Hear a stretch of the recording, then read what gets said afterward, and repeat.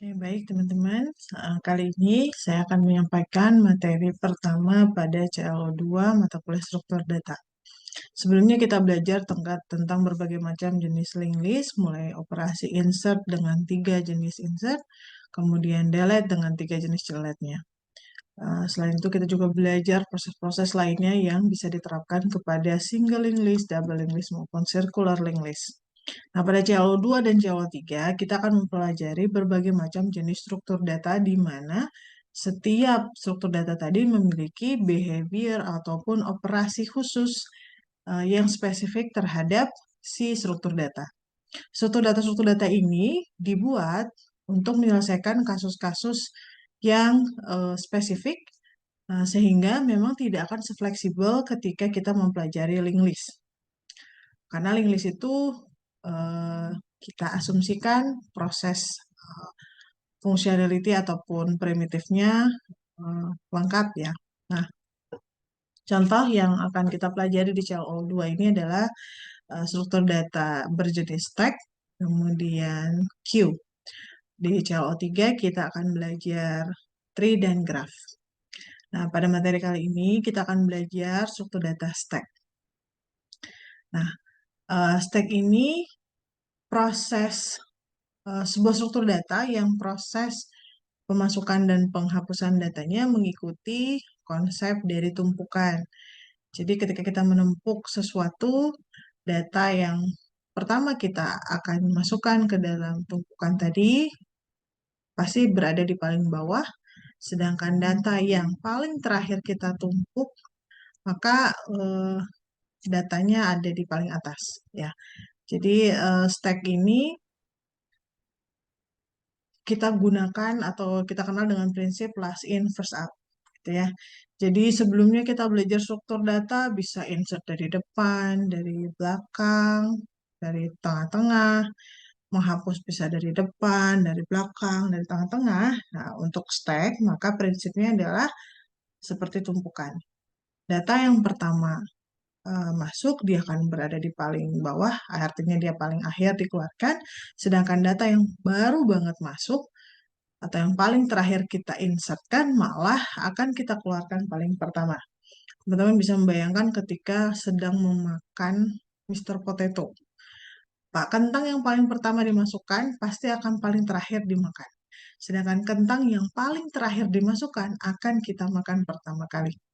Nah, untuk apa sih konsep stack ini? Konsep stack ini digunakan untuk menyelesaikan beberapa kasus. Beberapa ya kasus ada di sistem operasi ya, algoritma pada sistem operasi. Kemudian juga proses konversi ekspresi yang nanti akan kita pelajari juga. Kemudian skema undo, ya skema undo ketika kita mengerjakan proses di komputer. Nah, queue konsepnya layaknya antrian biasa ya. Karena sudah umum, hmm, konsepnya adalah first in, first out atau FIFO. Data yang paling pertama masuk tentu akan dilayani paling pertama. Sehingga ketika kita menemukan kasus yang membutuhkan konsep last in, first out, berarti kita langsung aware, oh berarti kita harus menggunakan ADT stack. Kalau kita akan menyelesaikan kasus yang bertema antrian, maka kita menggunakan ADT queue. Ini contohnya teman-teman di layar ya, ada sebuah tumpukan karakter. Dari sini kita tahu bahwa awalnya U pertama kali masuk, kemudian L, kemudian E, dan yang terakhir adalah T. Sehingga data yang paling atas itu T. Pada stack data yang kita bisa akses hanya data pertama. Dan data paling atas kita akses dengan uh, identitas top. Gitu ya. Jadi kalau di linked list kita belajar ada first, kalau di sini adanya top. Top itu bukan data paling pertama ya. Top itu adalah data yang paling atas atau data yang paling terakhir tadi masuk. Nah, ini contohnya dari kondisi yang kiri. Saya pakai pointer. Nah, yang kiri ini adalah kondisi stack yang sudah berisi 4 data. Kemudian muncul sebuah data baru namanya V. Otomatis kita akan menyimpan dia di atas. Nah, kan nggak mungkin ya komputer dikasih tahu taruh di atas gitu ya. Nah, data baru akan kita masukkan berdasarkan lokasi dari si top. Kalau di ilustrasi ini, panah ini bukan pointer ya, maksudnya panah ini adalah arah. Jadi V akan disimpan di atas T. Kenapa di atas T? Karena yang menjadi top saat ini adalah karakter T. Jadi acuan kita di lokasi topnya. Sehingga ketika V masuk, top akan berubah dari T menjadi V. Ini kondisi stack setelah diinsertkan. Jadi di CLO2 ini cukup sederhana sebenarnya teman-teman, hanya ada dua jenis stack dan queue, dan itu sangat umum kita gunakan dalam kehidupan sehari-hari. Kemudian contoh ketika kita menghapus data, kondisi awalnya di sini kita punya ada data V, T, E, L, U dengan ingat, hati-hati teman-teman, yang paling pertama masuk itu yang bottom ya. Kemudian kita ingin hapus. Nah, ketika belajar link list kita nanya, kalau mau hapus, hapus apa? First, last, atau after? Nah, enggak. Kalau di sini, ketika menggunakan struktur data stack, maka yang dihapus adalah data yang paling atas. Layaknya di Mr. Potato tuh. Yang kita ambil otomatis kentang yang paling atas. Sehingga yang akan diambil adalah data yang disimpan atau di lokasi topnya. Karena di sini topnya V, maka V ini yang akan diambil, kemudian topnya akan diupdate, berubah menjadi detail. Artinya topnya update. Gitu ya. Itu konsep insert dan delete pada stack. Ya, ini contohnya tumpukan mangkok gitu ya. Walaupun di dunia nyata kan sebenarnya konsep tumpukan kita masih bisa ngambil tengah-tengah ya. Tapi ini yang normal tumpukan itu ya nggak bisa diambil di tengah-tengah. Lainnya antrian, normal antrian, ya nggak bisa nyerobot gitu ya. Nah, ini contohnya proses undo ketika teman-teman mengetik kata belajar, BELAJAR, kemudian, oh ada salah, Anda menekan undo, otomatis R-nya dulu yang akan dihapus. Walaupun yang kita ketik pertama kali B. Nah, ini di sini adalah konsep stack yang digunakan. Contoh lainnya ketika teman-teman update status atau posting sesuatu di sosial media, maka status yang paling pertama Anda buat ketika meng-create account itu ada berada di paling bawah. Sedangkan status yang baru banget Anda update, ya Anda tuliskan itu ada di paling atas. Nah, itu konsep stack. Tapi kalau di sosmed tidak ada batasan penghapusan ya, mau pertama, mau terakhir, mau tengah boleh. Tapi konsep menampilkan datanya adalah konsep stack. Nah, kemudian lalu kerasa nggak sih kalau di stack ini loh, oh ternyata insertnya cuma satu jenis, delete-nya satu jenis, lalu bedanya apa? Nah, makanya di CLO2 nilainya harusnya lebih baik ya. Pemahaman Anda jauh lebih mudah karena sudah diajari proses insert yang berbagai macam jenis di berbagai macam jenis linked list. Di sini kita punya vocab baru, paling bedanya di sana. Vocabulary baru yang ada di stack. Jadi pertama biasanya list, sekarang kita harus nyebutnya stack ya, karena spesifik case di stack. Kemudian biasanya kita menyebut data paling pertama itu first, data paling terakhir itu adalah last. Di sini kita hanya mengenal identitas data pada posisi top. Gitu.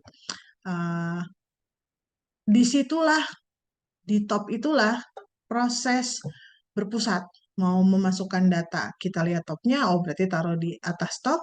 Kalau kita mau menghapus data, berarti yang diambil yang di top. Kemudian proses insert kita sebut dengan push. Kita push data ke dalam stack. Kemudian untuk menghapus data kita sebut dengan nama proses pop. Ya, kayak pop up gitu ya, keluar dari si stacknya. Kemudian ada mungkin sedikit tambahan vocab gitu ya, walaupun ini sebenarnya umum banget. Kita akan punya is empty, mengecek apakah sebuah stack itu kosong atau tidak, dan is full, apakah si stack itu full atau tidak. Namun untuk stack is full itu sebenarnya depend on kasus ya. Misalkan memang stack ini hanya bisa menampung 10, udah didefinisikan, berarti kita bisa cek fullnya. Kalau kemarin di link list kita nggak pernah mengecek is full karena dengan asumsi Linked list itu tidak pernah bisa full kecuali memorinya sudah penuh, dan itu jarang banget biasanya. Itu untuk terminologinya, sehingga nanti kita nggak ada lagi tuh insert first gitu ya, insert last gitu, tidak ada lagi, tapi cuma ada push, pop, nggak ada lagi pointer first, pointer last, adanya hanya top gitu ya. Nah, sekarang gimana sih ADT dan primitive stack? Sebenarnya stack itu kan sebenarnya konsep kita menyimpan data, sehingga cara kita mengimplementasikannya menggunakan jenis struktur data apa itu bisa pakai linked list. Linked list pun ada 3 jenis, bisa pakai array, bahkan bisa pakai eh ya array dan linked list yang udah dipelajari ya. Nah, khusus untuk materi pada kurikulum ini, stack kita akan implementasikan dalam representasi array ya. Jadi nggak dalam bentuk linked list. Sedangkan queue nanti akan kita ajarkan dalam representasi linked list. Sehingga mungkin sedikit butuh refresh terkait materi array. Nah, ini contohnya teman-teman, tentu ketika kita membahas tentang ADT, kita akan bertanya bagaimana sih mendeklarasikan sebuah stack dengan representasi array. Di sini saya contohkan uh, sebuah deklarasi dari sebuah array, dan karena dia berbentuk array, otomatis kita bisa setting maksimum kuotanya. Di sini kita bikin sebuah variabel konstan dengan nama IDXmax atau indeks maksimumnya, tipenya integer, dan value-nya 4. Artinya kita akan meng-create sebuah stack yang bisa menampung 4 data. Hati-hati bagi bahasa pemrograman yang start indeks array-nya dari 0, silahkan definisikan arti 4 ini. Nah, kalau di sini dari vocab, dari nama variabelnya ini indeks maksimum ya, bukan jumlah data tapi indeks maksimum ya. Jadi kalau startnya dari 0 dan indeks maksimumnya 4, berarti jumlah datanya bukan 4, 5. Kemudian seperti biasa kita akan mendefinisikan data apa yang akan kita simpan di dalam stack, kita sebut dengan info type. Seperti biasa, kalau mau tipe dasar, karakter, integer, string, tinggal ditulis. Kalau ternyata tipe bentukan, misalkan MHS ya, mahasiswa, jangan lupa di sini kita deklarasikan si mahasiswanya. Terdiri dari apa? Nama, NIM, dan seterusnya. Kemudian kita juga akan mendeklarasikan address ya, variable address. Apa sih variable address? Kalau di linked list itu pointer, kalau di array kita nggak butuh pointer. Kenapa? Karena di array sudah memiliki identitas untuk setiap data pada ruang-ruang pada array, yaitu indeks. Dan indeks itu bertipe integer karena angka bulat. Jadi kita tuliskan address adalah integer. Dan yang paling utama adalah mendeklarasikan stack-nya itu sendiri. Stack itu terdiri dari 2 item, ya, tipe bentukan yang terdiri dari 2 data. Yang pertama tentu si array-nya itu sendiri, tempat menaruh data. Nah, kalau di sini nama array-nya adalah T, walaupun saya pribadi kurang serak ya nyebut ini T. Kita, kalau saya pribadi seringnya nyebutnya info aja biar mudah gitu ya, biar nggak ketukar dengan variabel, karena kita sering bikin variabel 1 huruf. Tapi karena di slide ini menggunakan T, kita gunakan T. Nama ini nama array, bukan nama stacknya ya teman-teman. Nama stacknya itu di sini S1. Tipenya stack. Stack itu terdiri dari apa? Terdiri dari 2. Pertama, si array-nya itu sendiri untuk menaruh data dengan nama T. Dan T ini bisa Anda ganti ya, mau T, mau info, suka-suka Anda. Kemudian, yang paling penting dari sebuah stack adalah identitas top. Nah, di sini adalah variable top. T adalah array. Makanya deklarasinya array, kemudian kurung siku start indeksnya berapa, titik-titik, dan ending indeksnya berapa. Karena tadi kita sudah mendefinisikan konstan IDXmax, maka kita langsung pakai di sini variabel IDXmax. Kemudian keyword of dan tipe datanya. Karena di sini kita udah mendefinisikan info type, jadi kita bisa langsung tulis info type. Yang kedua harus dideklarasikan adalah top. Tipenya address, ya integer ya, address itu integer. Artinya nanti ketika kita punya sebuah stack, kita memiliki 2 buah data. Pertama array itu sendiri, kemudian informasi saat ini topnya ada di indeks mana. Ya. Itu untuk deklarasinya. Semoga mudah difahami terkait deklarasinya. Hati-hati di sini sudah tidak ada pointer ya, teman-teman, karena kita cuma mainan array biasa. Nah, ini contoh gambar ini contoh ketika stacknya kosong ya. Jadi topnya kita setting 0. Bagaimana kalau array-nya start dari 0? Maka topnya kita setting -1. Untuk ini aja, untuk mencirikan kondisi stack kosong tuh ketika apa? Ketika topnya 0. Kemudian ini contoh ketika stacknya itu sudah berisi data. Kalau di sini dicontohkan datanya penuh. Nah, apa sih ciri stack penuh? Ya, biasanya mahasiswa kalau ditanya seperti ini jawabannya, oh ya Bu, karena semua kotaknya udah terisi. Nah, kan komputer nggak bisa ya begitu. Komputer tentu akan melakukan proses logik perbandingan. Ciri dari stacknya penuh dapat dilihat dari topnya. Ya, simpelnya, ketika topnya sudah berada di ujung atau di paling atas atau di indeks maksimum, artinya memang sudah tidak ada ruang lagi untuk menyimpan data. Sehingga nanti kita tinggal membandingkan apakah data top saat ini sudah sama dengan IDX max-nya atau belum. Kalau sudah, artinya data paling atas saat ini berada di IDX max. Artinya ya udah penuh. Gitu ya. Ini contoh kondisi stack ketika penuh. Bagi rekan-rekan yang join bisa bertanya aja ya, interrupt kalau ada yang ingin ditanyakan. Oh iya, Zoom saya ini Zoom 40 menit. Jadi nanti akan ada link kedua untuk menjelaskan yang Q. Kemudian, seperti biasa, kalau kita punya struktur data, tentu ada beberapa proses yang bisa kita terapkan, proses basic ya.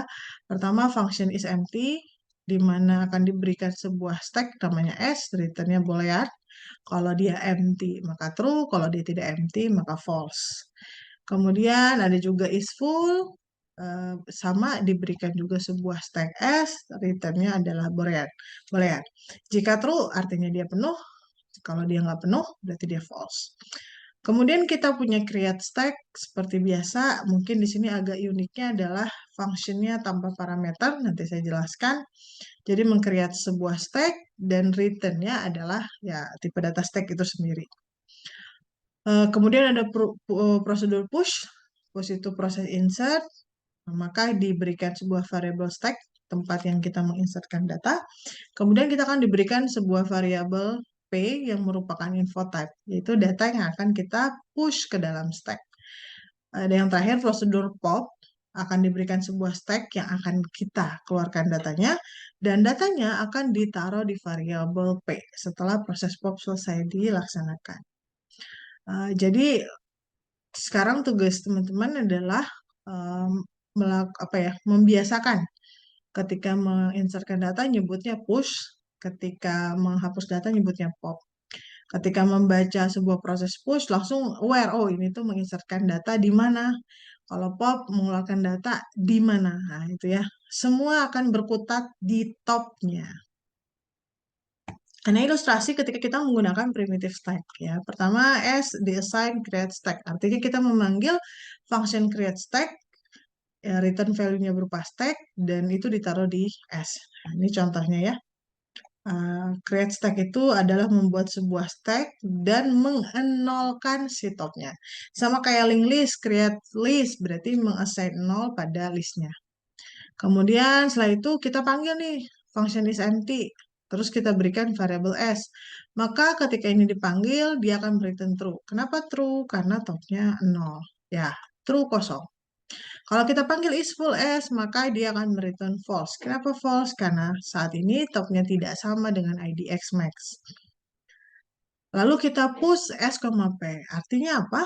Mempush ke stack S data pada variabel P. Pada variabel P diilustrasi berisi huruf U. Artinya U akan kita masukkan ke dalam stack. Di manakah lokasinya? Nah, yang kita lakukan pertama adalah mengupdate topnya. Topnya awalnya 0 karena kosong. Karena sekarang ada data yang baru masuk, kita akan tambah 1 si topnya.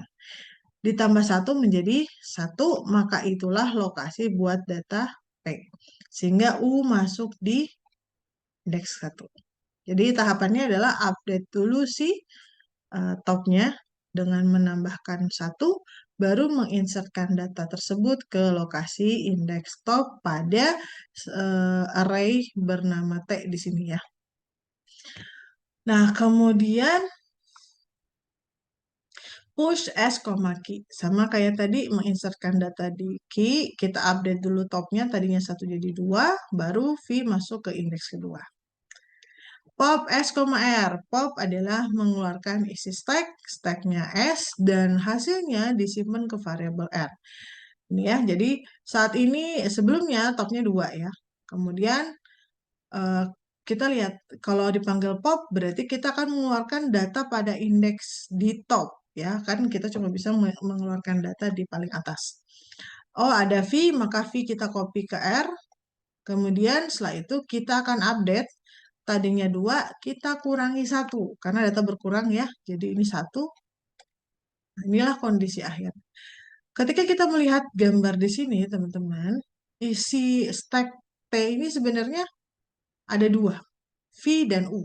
Kan kita cuma mengcopy ya, ketika kita mengcopy data di indeks 2 ke variabel R, sebenarnya data V pada array nggak hilang ya. Namun karena topnya angkanya 1, artinya ketika komputer ditanya, siapakah data paling pertama pada stack, yang langsung dilakukan oleh si program adalah mengecek topnya. Oh, topnya di 1. 1 ada siapa? Ada 2. Berarti data paling atas adalah huruf U. Gitu ya. Walaupun di atasnya ada V, nggak masalah. Ya, sama dengan konsep pointer. Terlepas datanya ada 10, tapi kalau first-nya 0, ya berarti datanya nggak ada, gitu ya. Seperti itu. Kemudian kita push lagi S, K, maka data sebelumnya kan tinggal U ya. Maka si L akan masuk, topnya diupdate dulu jadi 2, baru masuk ke sini. Kemudian push S, L, maka bertambah E, topnya juga update jadi 3. Push S, M isinya T, topnya 4, T-nya masuk. Pas kita push lagi S, N, ini gagal. Kenapa? Karena sudah full. Makanya setiap proses kita ingin push, maka ada kondisi yang harus kita periksa, yaitu kondisi dia full atau tidak. Kalau kita mau pop, ada kondisi juga yang kita periksa, apakah dia kosong atau tidak. Kalau kosong, tidak ada yang bisa di pop. Ini ya, hasilnya is full, sekarang kondisinya true. Nah, ini kita bahas satu-satu isi setiap primitif. Yang pertama, function is empty, mengembalikan true jika stack kosong, dan false jika tidak. Maka seperti biasa, kita pakai percabangan boleh, ya. If top, nah ini hati-hati teman-teman. Kenapa sih ada s.top di sini? Nah, ingat ya, pas kita deklarasi, sebenarnya yang kita deklarasikan itu kan stack terdiri dari tipe bentukan. Ya, masih ingat ya, tadi ada T, titik 2 array,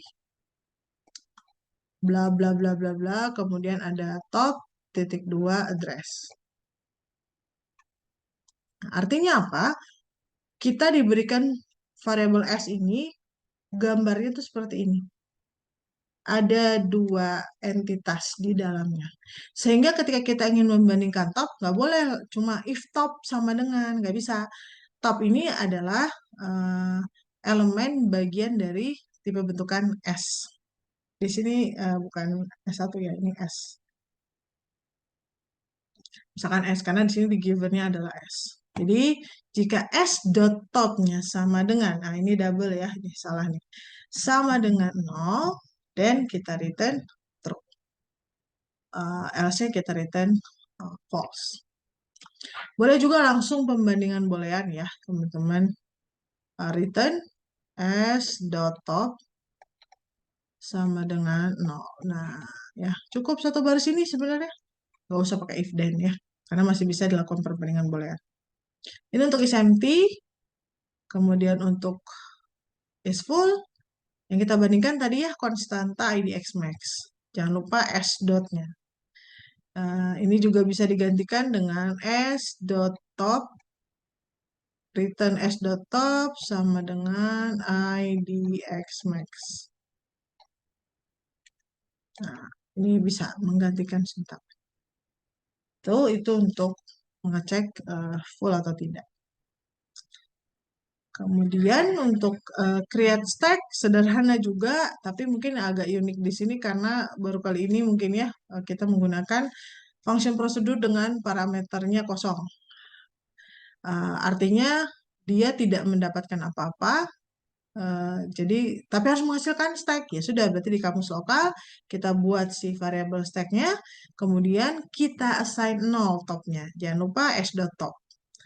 Baru kita return s-nya. Inilah proses create stack. Intinya menolkan top dari sebuah variabel stack.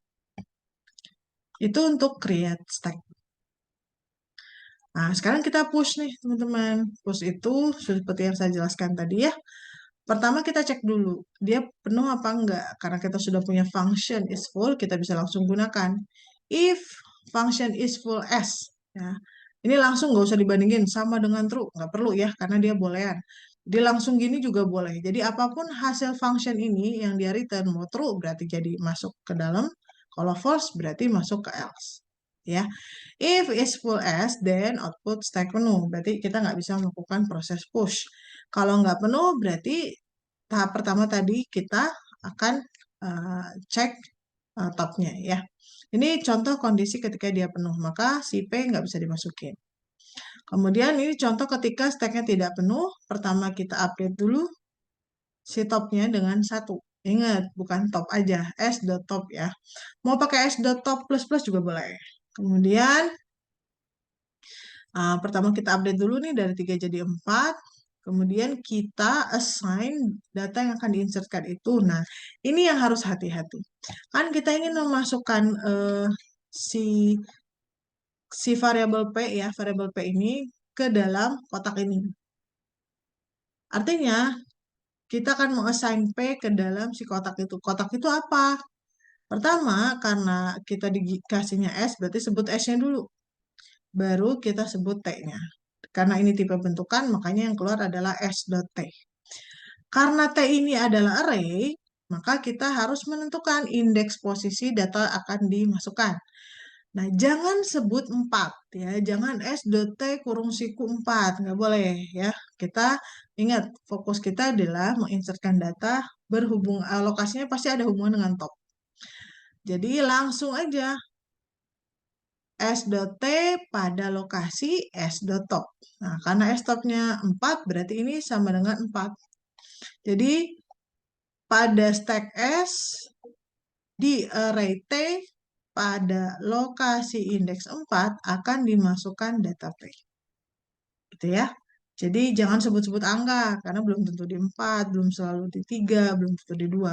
Tapi depend on top-nya sekarang sudah ada di mana update-nya. Ini untuk proses push.